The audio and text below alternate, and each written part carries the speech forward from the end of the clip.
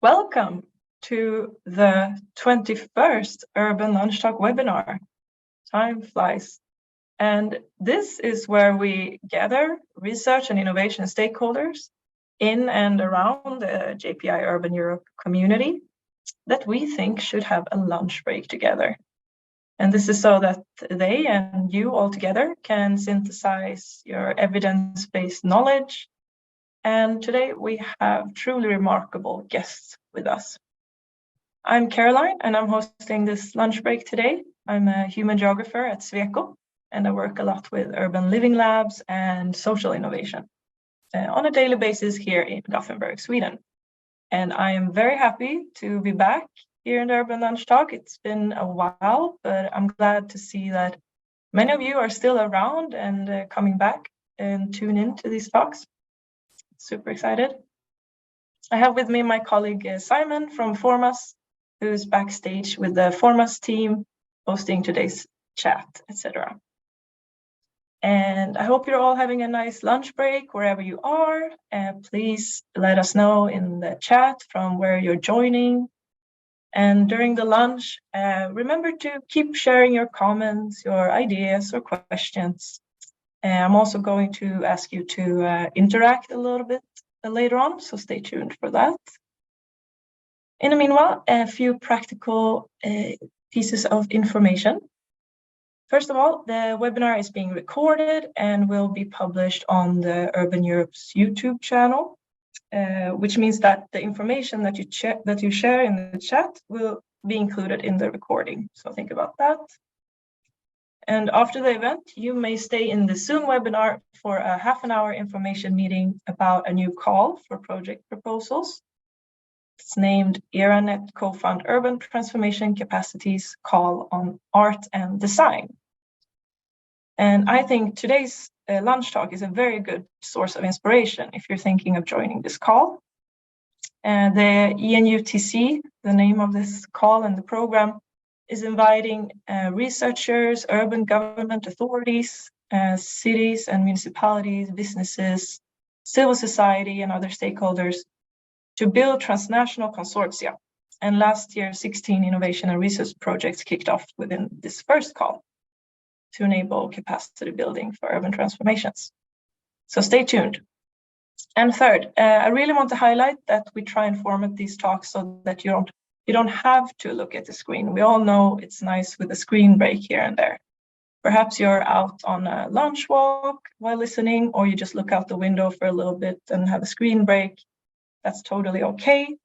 So we're going to take the tempo down a little bit here during this lunch break, so you can just enjoy the conversation. And consider it a live podcast if you wish, and interact only if you wish to. We obviously are very happy to hear from you. Okay, so what we will talk about today. The background to this conversation is that, as many of you know, the partnership Driving Urban Transitions, DUT, launched recently. And so the Urban Lunch Talks is now aligning with this partnership. We therefore exchange on sustainable futures from the perspective of 3 pathways or pillars. And these are circular urban economies, positive energy districts, and 15-minute cities. Urban development is a key to offering better quality of life for the millions in European urban areas. Policymakers and planners are, as many of you know, faced with dilemmas in many types of layered infrastructures, in the environment's robustness to deconstructive shocks, in public spaces, in housing policies, in functionality and livability and so on. So there's a growing need to develop the capacity to actually work with these dilemmas and move forward. And it is said that the whole situation is made up of not just an environmental crisis, but also a crisis of the imagination, because we seem to be stuck in modes of thinking and with old solutions and answers and perspectives. So what we're asking ourselves now is, can culture and creativity help us think new thoughts? How? Could art and design lead us into new territory? What does it take for us as a society to cooperate in creative ways? And are we even able to do this? Oh, very many big questions for a lunch break maybe, but hang in there. What we do know is that we need to emphasize the creative and cultural sectors to help envision the way forward here. And this is why today's lunch talk about art and design and urban futures is based on the latest research and innovation knowledge. So we have with us guests from art, design, architecture, research, culture, and the business side. So let's turn to our guests. We start with you, Cecilia Sachs Olsen. You are a professor of art in society at the Department of Art, Design and Drama at the Oslo Metropolitan University. And you develop creative methods for urban research and look at how artistic practice can help analyze and reimagine urban development, space, and politics. And you're actually the one here involved in the JPR Urban Europe and EMUTC project already now. It's called Conflict in Transformations, CONTRA. And in CONTRA, you research sustainable futures through arts-based methods, such as drama labs. So, Cecilie, let me ask you, why do we need more drama in the urban living labs? Good question. I very much like your double take on the word drama here, because, of course, firstly, we can think of drama when we think about, tension and conflict. There's like, oh, so much drama. So why is that kind of drama important? Why do we want that when we talk about urban transformation? Well, first of all, I think there is a risk when, in response to the urgency that we're facing right now with the environmental catastrophe that we're facing, you might say that these experimental processes, for example, those of urban living labs, often the urgency of the situation leads to that there's no time for discussion or often deliberation, because we have to reach the quickest, we have to reach a consensus around the quickest and the best solution. And often what that also leads to is that urban living labs or other forms of urban experimentation are seen as transformative only to the extent that they align with these very efficient and solution-oriented approaches. We need to find a solution now. And often then conflict is often missing, because it's often seen also that, of course, we all want the right solution. So there's no room, there's no need to disagree about these things. The right solution is often seen as unambiguous and very, goes without saying that we should do this. But this can lead to a suppression of conflict and tension, which might actually compromise the generative potential of urban experimentation. Because, of course, making time for disagreement is important, because that might enable us to challenge the prevailing ideas about how we do things. And it can also bring in new perspectives and engage participants in a different way, like you get engaged when you are maybe disagreeing about something. And also then you can also maybe easier reach out to groups that are already a bit disillusioned with the way that urban planners and governments are doing things. If we allow for those dissenting voices to be part of it, then we might also broaden our perspectives much more and broaden our field of action. And this is where the second idea of drama, the second meaning of the word drama comes into play, because of course then we can also talk about theater and performance. That's also drama. And that is important, because what does theater mean, or what does performance mean? It means it's any action that is framed and presented and highlighted and displayed. It's kind of, you can say it's a showing of a doing. And by doing that, we set up a frame, like you can say we cut out a piece of inspection from the world in which we can look at it from a distance and dissect it together and analyzing, what are we doing here? How does this work? We can take a step back from kind of the hot setting where we're disagreeing and when it's very urgent, to a more cool setting where we take one step back. It's still very related, but we look at it, we discuss it, we think about it, and we can then see how it is constructed And when we see how it is constructed, we can also say, oh, can we construct it differently? Or what is it actually possible to say or do within this setting? And if we construct it differently, could we say something else? Could we imagine something else when we take this kind of step back? It's a form of also defamiliarization, you might say. And I think this might enable us then to broaden our perspectives, look at it from the new perspective, question what we take for granted. And that is, like you started this talk to say, it's this idea of enlarging our imagination that way, which might actually the full potential for urban experimentation within this urban transition. And that's really, really important. I agree. And I think someone else who's experienced a bit of drama in her role as an experienced designer is you, Bettina Schwalm. You're a strategist and a researcher, and at the center, and you're the center director of Konstfack, University of Arts, Crafts and Design at the Stockholm School of Entrepreneurship. You're a guest lecturer worldwide, where you educate and coach teams in innovation and in future thinking.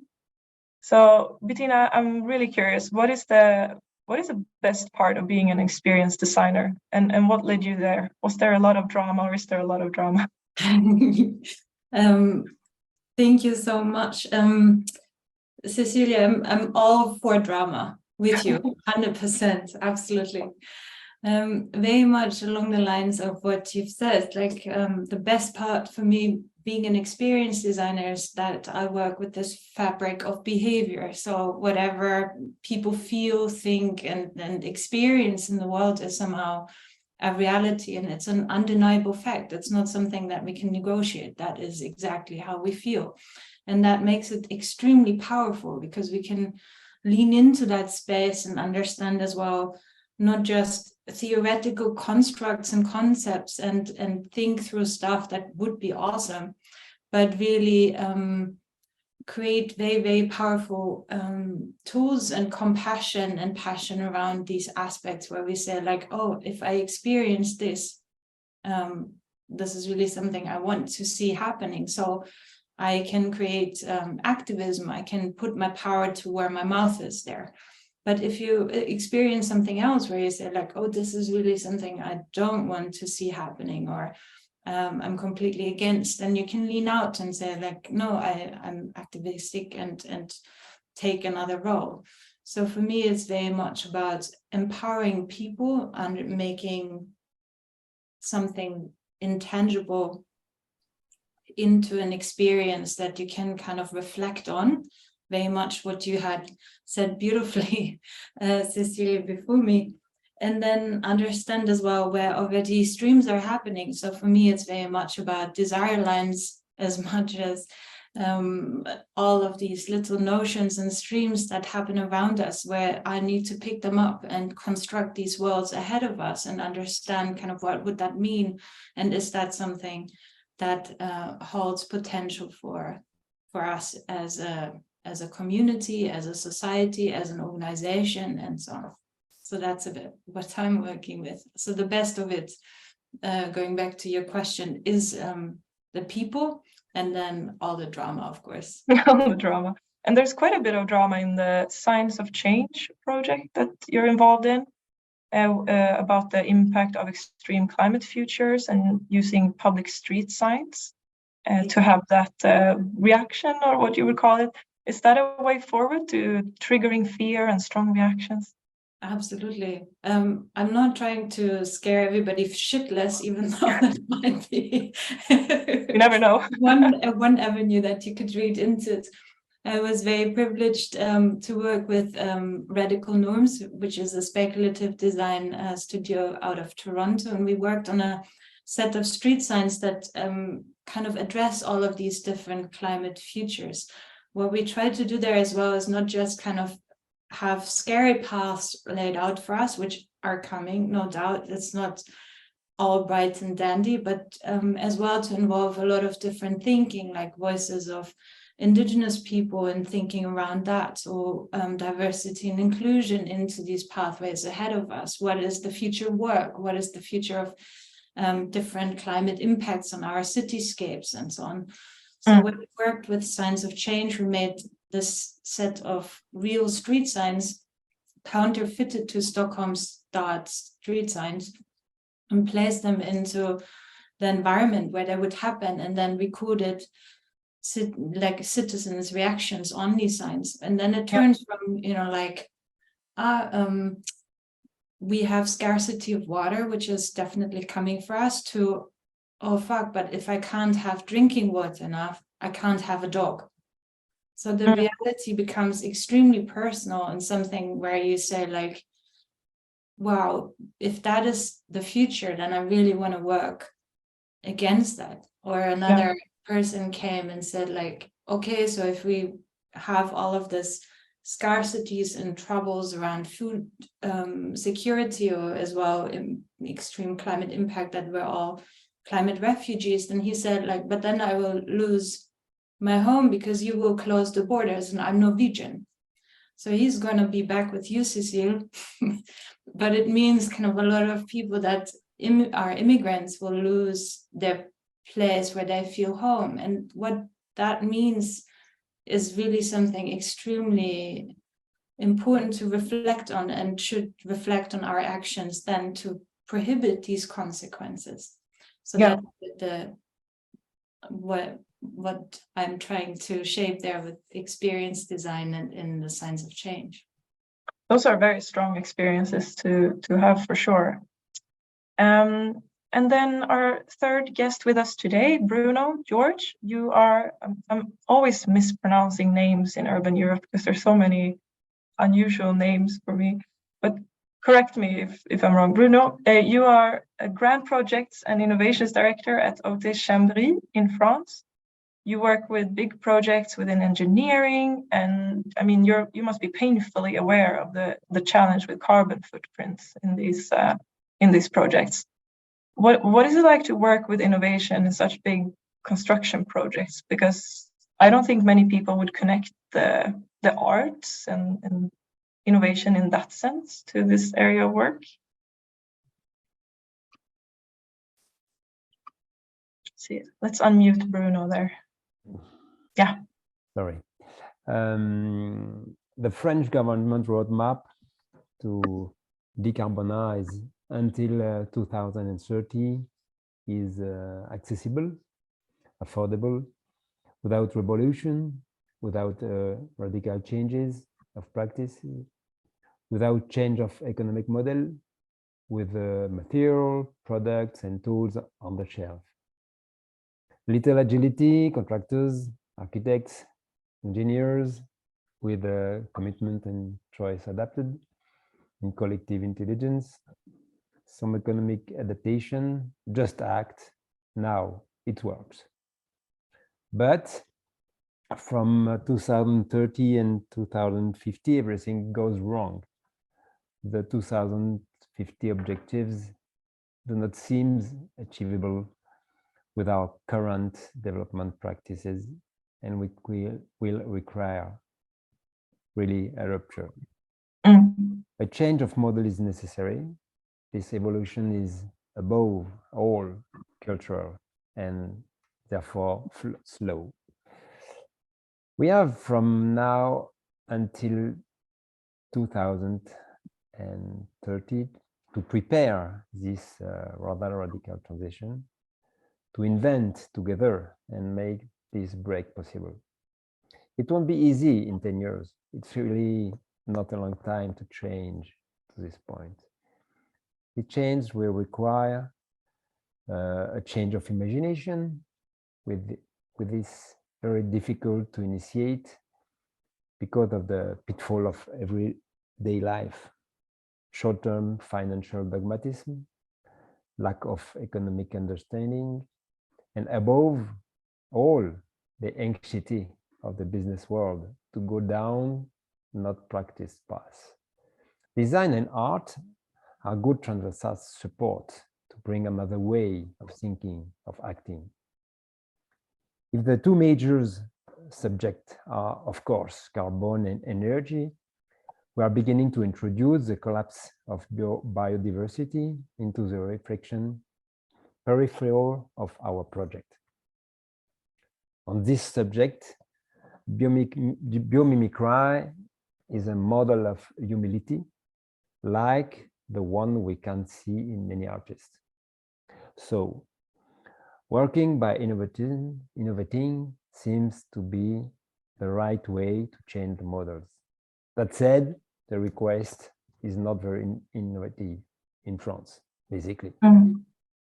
Our response, our proposal are therefore often still mostly, it's a shame, it's a pity, in optimization and for only certain points with breakthrough projects idea, such as the use of raw material, earth, walls, the reuse of materials, but also the prefiguration of the end of life. In fact, there should no longer be an end of life, but rather end of use. We are working a lot of reversibility of projects. The part of optimization, a little bit business as usual, and point of breakthrough to move forward, really. Yeah, and I mean, it can't be easy to have a long-term conversation or perspective in with contractors. We have a short-term business model and all of that. So let's talk some more about that in a little moment. Yeah. Because over to you who are attending here the event today. I don't think the chat is active, but we can interact via Menti. So I thought we'd have a look at that. The Menti code is 2520 1447. So what you do is you go to menti.com on your phone or on your laptop. You can follow the link in the chat. And this is also for the monitoring and reporting of statistics on our side. So we're curious to see where you're having lunch today. Where are you? Are you in Europe? Are you outside Europe? What city? What country? You can post that in the Menti. And it is 2520 1447. That's your Menti code. And to share this, we are about 200 participants here listening in, which is incredible. I think this topic is interesting to a lot of people, and this call on transformation capacities usually activate many of us. So you guys are in Germany, Netherlands, Stockholm, Rotterdam, Utrecht, my favorite European city. Dansk. Oh, it's moving so much. Gothenburg.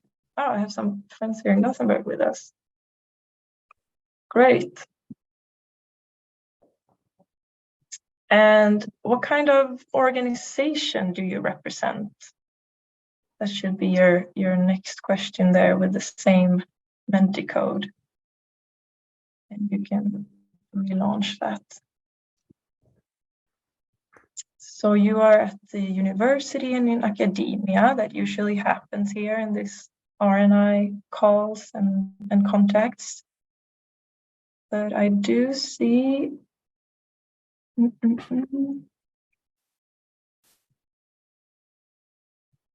we see any other?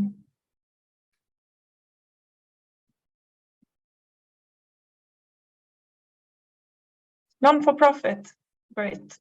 And Spain, that's great too. Thank you. We have a better view of who's here. You can keep eyeing the screen a little bit if you like. Now, I have with me a bunch of quotes about what is needed for urban transformation from an art and design perspective. And these are quotes from you, Bettina, Bruno, and Cecilie. I'm going to read them out randomly, and the one that recognizes his or her quote, you can just briefly describe the underlying thought, and the rest of you are very welcome to comment.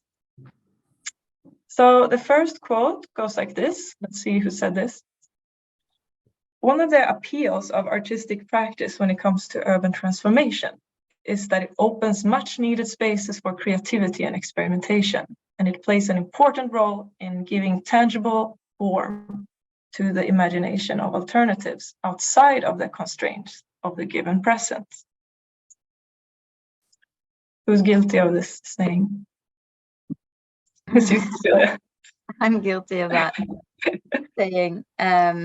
I think it comes very much back to what Bettina also was talking about making things felt, as opposed to standing in like what she was talking about. You were talking about this experience of something that you, instead of standing on a critical distance, also analyzing something, which you can also do through theater, but then at the same time, it also enables you to embody some form of, you can come into a situation or whatever with all you are, with your emotions and your experiences, and it allows for a very situated approach, which kind of goes against the one size fits all approaches that are often sought in very many forms of urban transformation. We're looking for the solution that can be implemented everywhere, and by doing that, it can actually be implemented nowhere, because it does not have the grounds or the understanding of a specific context.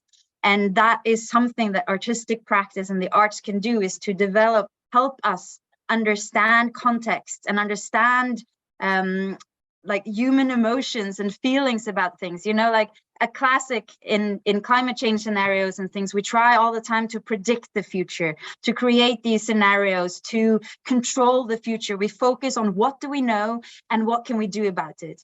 And in doing that, we let out all of the things we don't know, like, because we're so much focused on the things that we know. And by doing that, we also ignore a big part of human experience of being alive, is all the things we don't know. And we need to give space to all the things that we don't know in order to also be able to navigate. I normally say often these kind of technical approaches to, if it's environmental issues or sustainability, it's often about reducing complexity. You know, like we need to reduce complexity, reduce risk, take away this, take away that. But actually what the arts can do is to help us navigate complexity. And that is actually what we need to be able to do. Be able to be in the gray zone, be able to understand wider context of things. So when I say that, to give a tangible form to the imagination, it's also to say that, you know, it's not that the imagination is something else than reality, but actually the imagination is the precondition for how we are able to think about our reality and to navigate it in a way which might actually broaden our scope of action, rather than all the time trying to narrow it down. So that is what I think is one of the most important things that the arts can help us to do. Yeah, and I remember in urban Europe, it went from, at one point, went from challenge-driven to dilemma-driven research and innovation, trying to underline the fact that these are dilemmas that don't have one solution to them. This is a matter of learning to cope with dilemmas, to cope with complexity and find, you know, the capacity to do so. Exactly. And I think to open up also to, we need to also start to be more comfortable moving away from these very linear processes. Also, when the outcome is set in advance, we need to be able to navigate explorative processes. And there it's very interesting, because the word scenario, the way that we use it now is, you know, to predict the future. But actually the word scenario comes from the theater, and it comes from the ability of improvising. It comes from not having a predetermined script. The actors were just giving a scene and they had to improvise without a script or without a certain outcome to relate to. They had to be able to navigate in whatever was thrown at them there and then. And I think this ability of improvising with what comes to you is just so important, rather than being very fixed on that one outcome or that one solution that we think is the right thing. And we need to get more comfortable in doing that. I think quote number 2 that I will read now aligns with this as well, because it goes, change and urban transformation are not given to us. We create them, and we need actionable skills for complex problems so we feel empowered to shape the tomorrows that we want to inhabit. That was you, Bettina, wasn't it? Guilty as charged. Yeah. Cecilie, I think we're already friends. We should talk more. But yeah, this was my quote, and I was very proud to make it within these 30 words that you gave us. But what I'm reflecting on very much is, like working with this idea of futures. One element that we're, like if you ask a lot of people, and there's lots and lots of science and polls around it, and you ask them, what does your future look like? So you 10 years from now, everybody's saying like, it's going to be awesome. I'm going to have this hot husband. There's going to be a dog in a house and a garden, and it's going to be beautiful, and the weather is always great. If you ask people, what does your city look like? What's the big scale of things? A city, community, and so on. It's all negative. It's like, we're going to shit. It's going down. We don't trust it. It's kind of the system, and so on.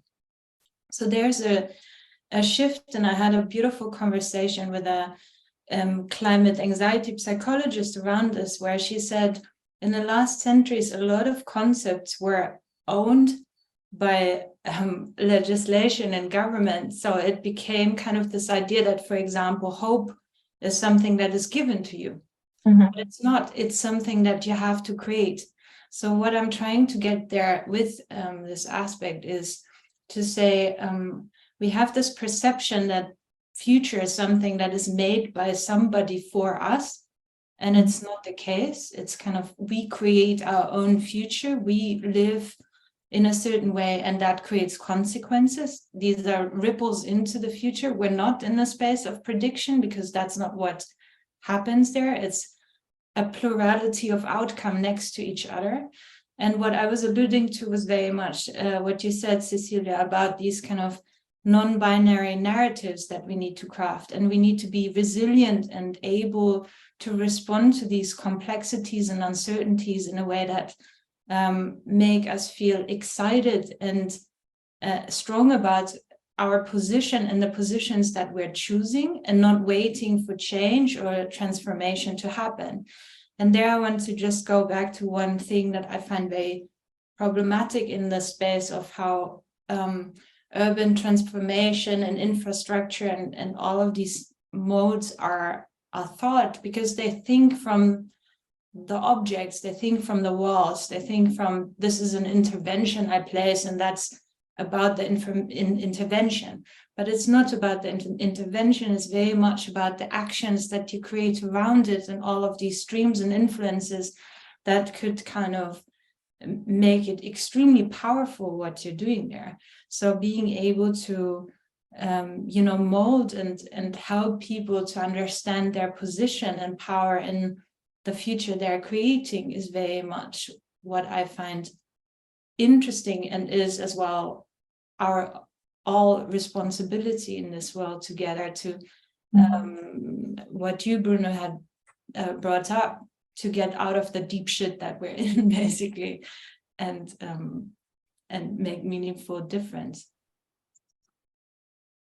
Definitely. And let's keep talking about being practical about this imagination and take action, because we will step into that in a little bit.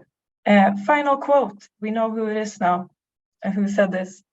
It goes like this: a change in imagination is necessary for radical urban transformation. First thing is to characterize what is needed for a breakthrough, culturally and financially, not only for optimizing decarbonization. Bruno, what are your thoughts when saying this? Let's unmute as well. I think it's after this these two conversation, I think it's important to speak about time scale, because we speak about space scale now, but time scale, not so simple to integrate. Perhaps art and design are tools to better achieve this transition, but are not an end in themselves, but rather excellent means.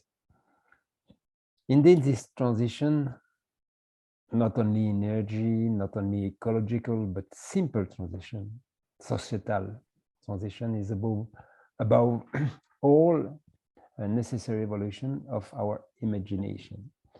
Art and design are indeed two relevant paths on this evolution of our imagination. Through the very spirit of approach, through the opening of the field of possibilities, through the detachment from technological world, which is still somewhat the cause of the desolate state of our world. Hope is high. There is also a characteristic of being human, which make it very difficult to change course, because it is often experienced as admitting that so far we were wrong. The very construction of our brain makes this change online very complex, very difficult. It's human. The time scale of this transition is well beyond that the human life is then delicate, difficult, outside of our culture of short time, to ask a politician, a decision maker, to appropriate objective well beyond his own duration of office, beyond his own duration of life. The lesson of this project is perhaps to try to reassure and set milestone in the long term. Allow to take layers to appropriate the first, the second stage of a much longer process. Yeah, and let's stop with that for a bit, because in terms of actions and getting practical, and maybe it's easier to just stay imagining rather than to be practical about it. Right? I mean, I'm a daydreamer myself, so I'd say so. But what does it mean to be practical with a creative perspective? Do we have any examples here? What do you say, Cecilia? Well, first of all, I think that it's a danger of creating this dichotomy between the practical and the imagination. So what is the imagination is then the question here. And I think I would say that the imagination is a mediator. It's a form of interplay between the material and the perceptual worlds, right? So you can say that the imagination is where these tensions, and I like what Bettina was talking about earlier, this idea of the desire lines. So this is where these tensions between the world as we know it and the world as we want it, for example, plays out in our imagination, because we can imagine, for example, a better world, but then we realize, oh wait, that is not how it is. Why isn't it like that? Or like you imagine a worse world, and then you realize, but what is it that gets us there? So it creates these contradictions that makes us question things. And that is what is so important with the imagination, because it's where these push and pulls happens, where things and discourses and subjects and objects are framed, and where they're contested, and also where they're brought into being. So again, this idea of tension is so important, because also it makes imagination is not daydreaming. You know, imagination is not about escaping the present in any kind of way to just wish you were somewhere else. No, imagination is all the time struggling between what we are perceiving as real and what we want to be real. And that is a course of action where we feel engaged, and where we're thinking, oh gosh, it has to be something else, you know? And so this is what has a generative potential that wants us to do something. This hope also, as Bettina was talking about, is not coming to you, but hope is something you create out of that.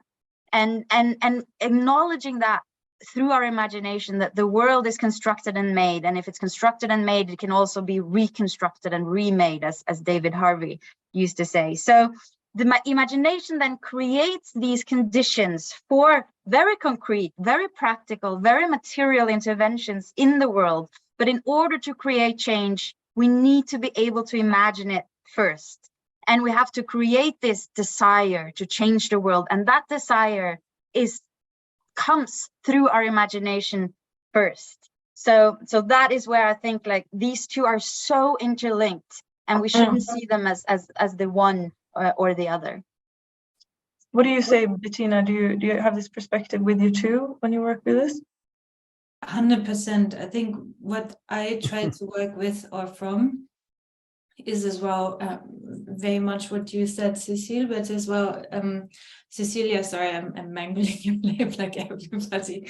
And what Bruno said as well is this idea of informed imagination. So we're not just kind of going out and trying to create something beautiful. It's always based on a lot of scientific knowledge, on a lot of data, on a lot of conversations with experts and so on. So really to create this backdrop where we understand what's going on, and then using these kind of notions and motions, these trajectories where we see something evolve, and that starts becoming this imagination part, and very constructive in the space as well to not just always go around and fix the broken systems. Oh, I have a piece of duct tape, I fix it and it works for another 5 years, because we have so much duct tape around us that we barely can move anymore. So in order to really create these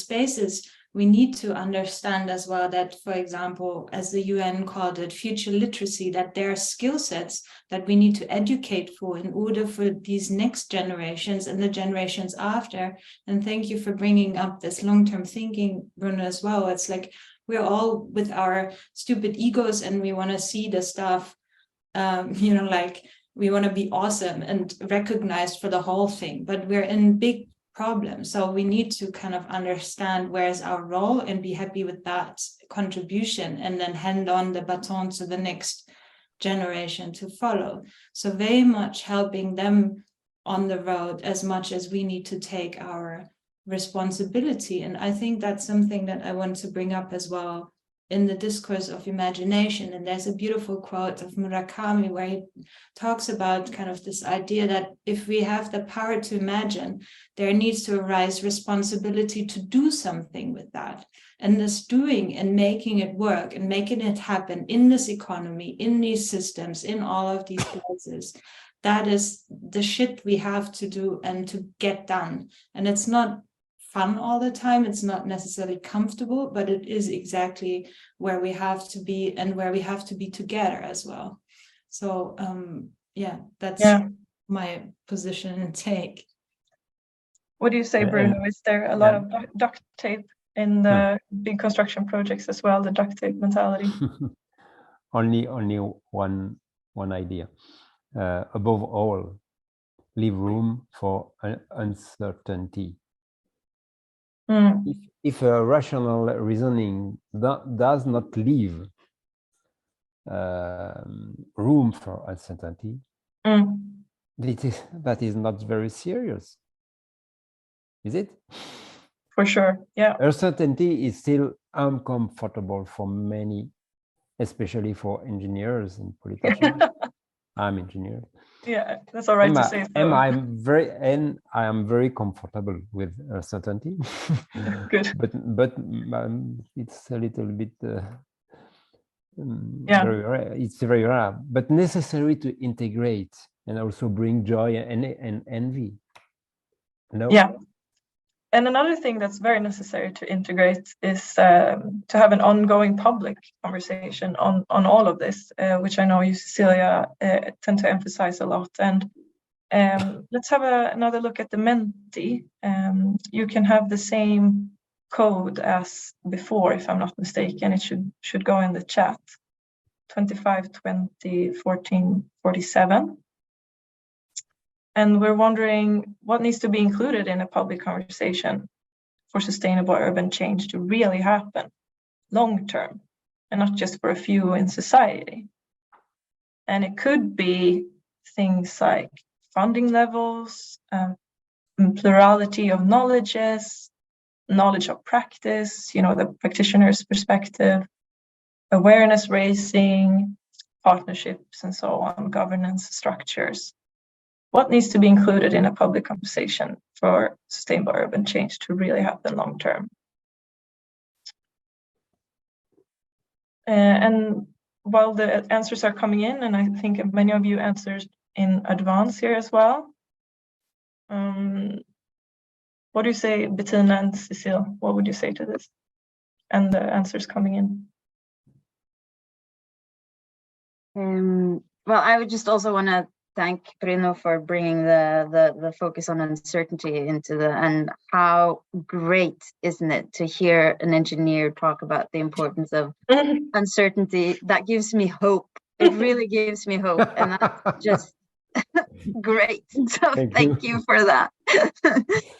And yeah, I think like what I like when I see the poll here is the plurality of the answers, which shows that there again is not a one right solution to how to do this, but this is, there are so many ways in which we can engage the public, and this cloud in front of us really shows that, and that it's so important to think about the plurality of approaches. When does what kind of approach fit? What kind of people are we dealing with? What kind of context? That it always has to come from a certain situation. And this is a great example of that. I would love to be able to read every single one of these. Looks great. I'll try and publish it so we can zoom in properly on all these ideas. I think as well, the other aspect that, and yes, 100% with the uncertainty, and Bruno, we need to talk more as well, because I've never heard an engineer use the word uncertainty with confidence, and you did so well. I think one element that is a critical one in engaging publics is as well not coming in with an answer that you're looking for.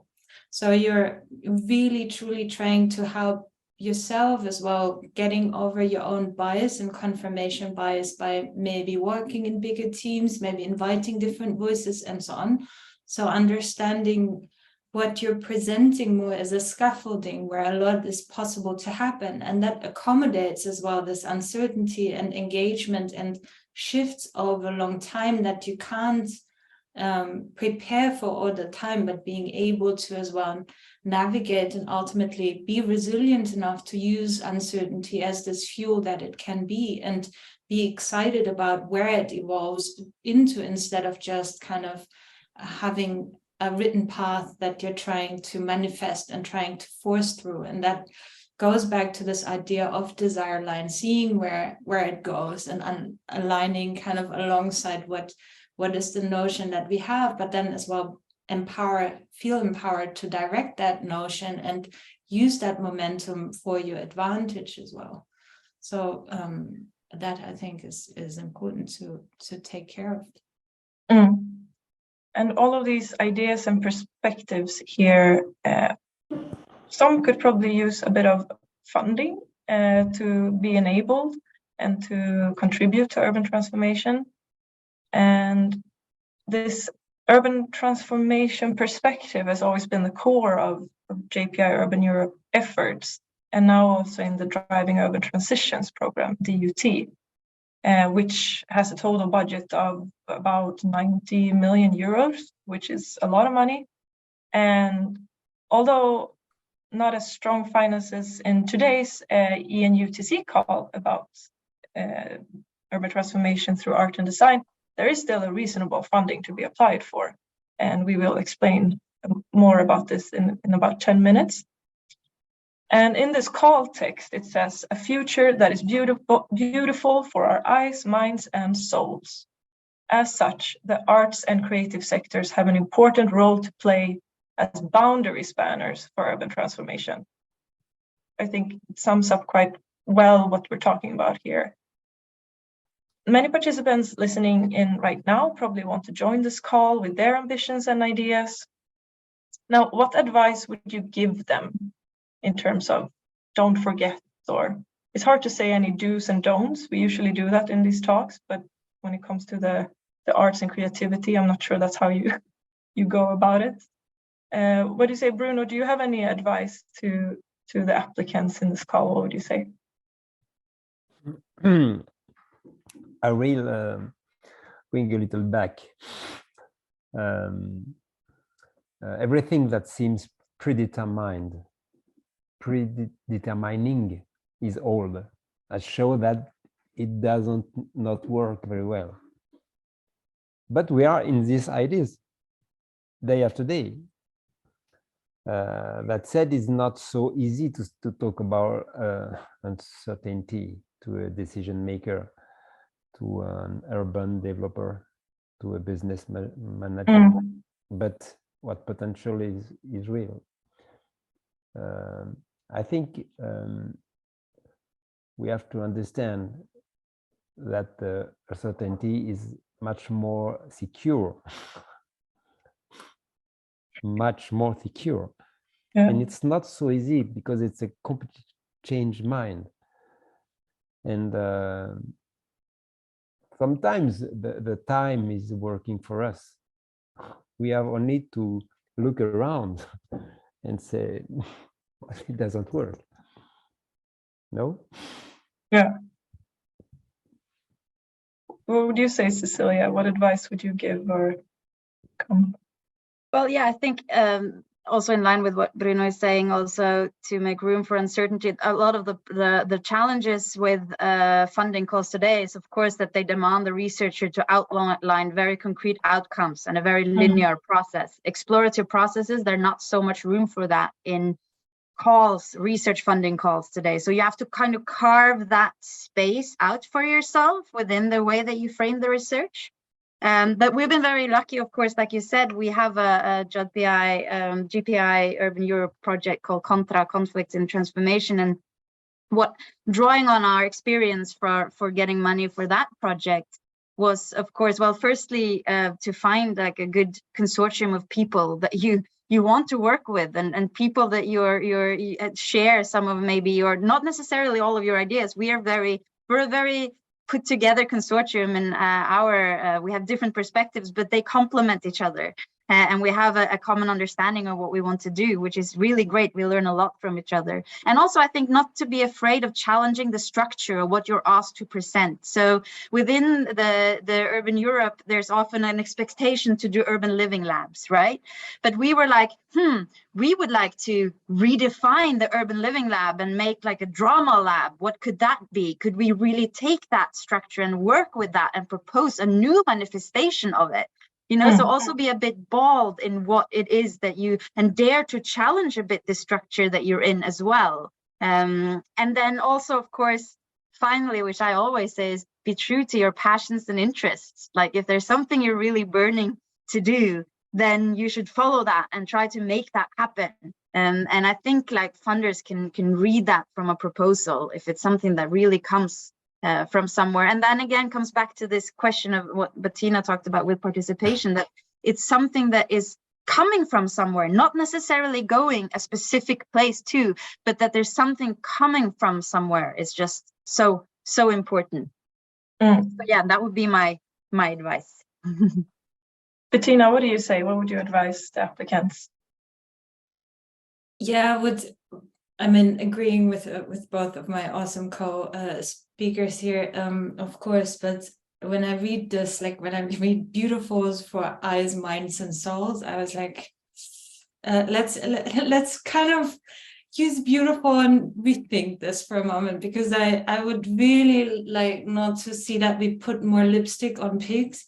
I mean, they're good as they are, and lipstick is good as it is, but really understand as well that we, by the proposals we make to a funding institution, we as well shift the understanding of what is needed, and we shift kind of the position that we can take. So what I would like to see, especially like I work half my time in academia and half my time in the industry, is that we shift from this idea of credibility, you know, like always working towards looking a certain way, to radical transparency, to just kind of understand as well what's our position, where's our passion, but as well what is deeply needed in the world to go that path that we want to see happening. And that is based on the experts that we connect to, the teams that we build, the stuff that we pick up on, and be true to that perspective, because by us leaning and weighing in whatever action we're choosing, we make a difference in the values and in the propositions and in the ability of a system that can then handle that uncertainty and works around kind of open-ended questions and so on. So we allow for the wiggle room that we need in order to propose something that is truly progressive and is out there in the space that needs somehow creation. So that's, yeah, not so thank easy, you. but I think that's a very main conclusion too of this conversation, is that scientists and practitioners from the cultural scene and creative sectors, or the mix of it, different disciplines, really need each other to resolve these complex urban transitions. And you're all very invited to apply for funding in this new call. You will hear some information about it in a bit, so stay tuned in the Zoom webinar. Thank you so much, Cecilia, Bettina, Bruno, for your time. Only Yes, one Bruno? word. Only one word.